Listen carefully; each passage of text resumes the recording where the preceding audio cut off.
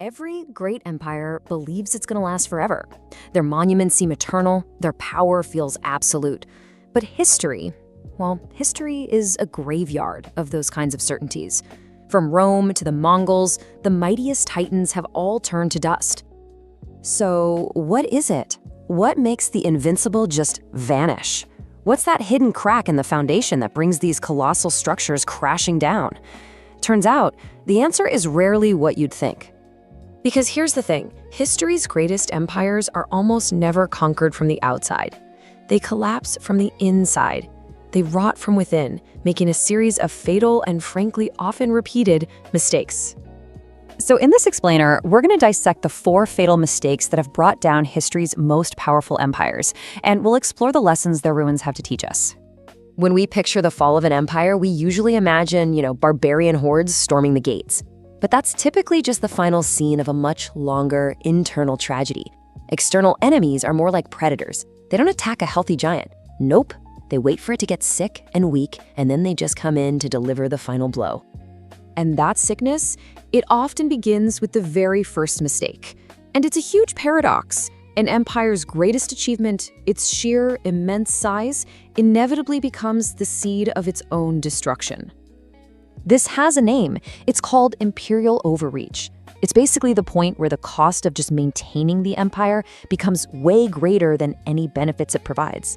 The whole machine just gets too big, too complicated, and way too expensive to run. The Roman example is absolutely classic here. At its peak, Rome stretched all the way from the Atlantic to the Euphrates. Now, imagine trying to defend that. It required a massive, permanent military, which just ate up more and more of the state's budget. So as military costs went through the roof, there just wasn't enough money left for the essentials. Things like roads, aqueducts, public buildings. The empire's core literally started to decay because all its energy was focused on protecting its edges. And that relentless strain on the treasury, which is born from overreach, it forces empires into their second fatal mistake. When the bills for a huge military and a sprawling bureaucracy come due and there's no good way to pay them, well, rulers start looking for shortcuts. And this is how an economy begins to poison itself from the inside. You could really call this economic suicide. It happens when easy money, whether it's from plunder or digging stuff out of the ground or just massive debt, destroys the incentive to do the hard work of actually making things. The Spanish Empire in the 16th century is the ultimate cautionary tale here. They discovered mountains of silver in the Americas and thought their wealth was infinite. But this flood of metal was actually a poison. It triggered a massive inflation crisis. Prices in Spain shot up by 400%. Suddenly, it was cheaper to buy goods from literally anywhere else in Europe. So what happened? Spanish workshops went silent, farmers left their fields. Why work when you can just buy everything? And this quote from the time just illustrates the result perfectly. Spain became a giant funnel. The silver would come in from the New World, only to immediately flow right back out to its economic rivals. Spain did all the hard, dangerous work of building a global empire, only to make its enemies rich. The Ottoman Empire fell into a slightly different version of the same trap.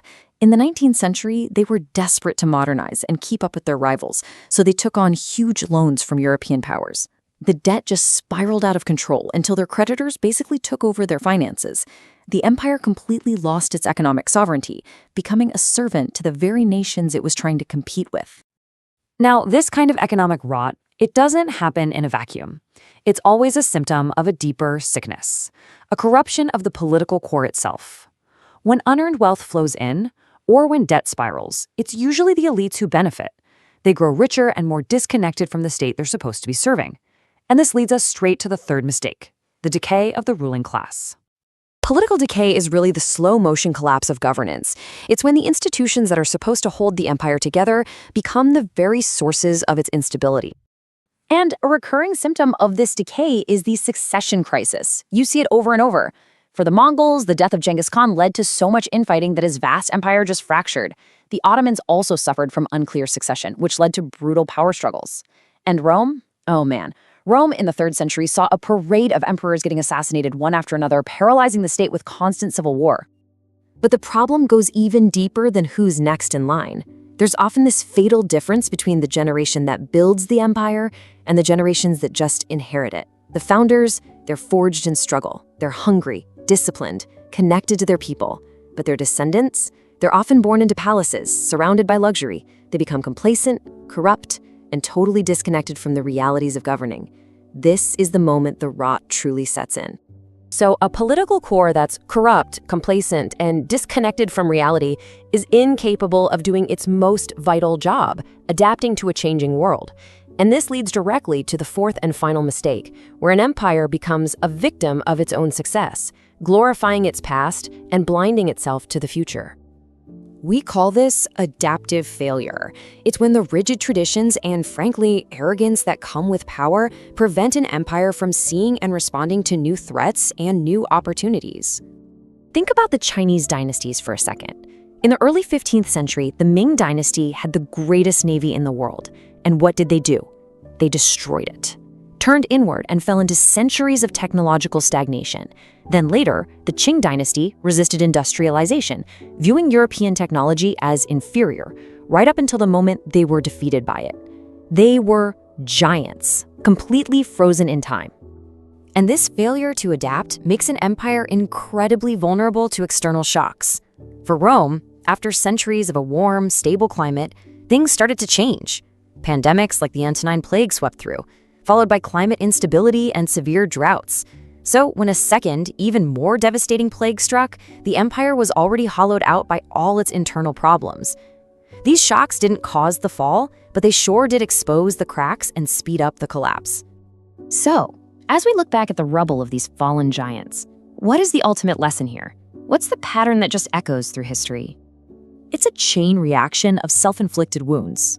It starts with boundless ambition that stretches an empire way too thin. That strain leads to hollow economies, built on easy money instead of real production.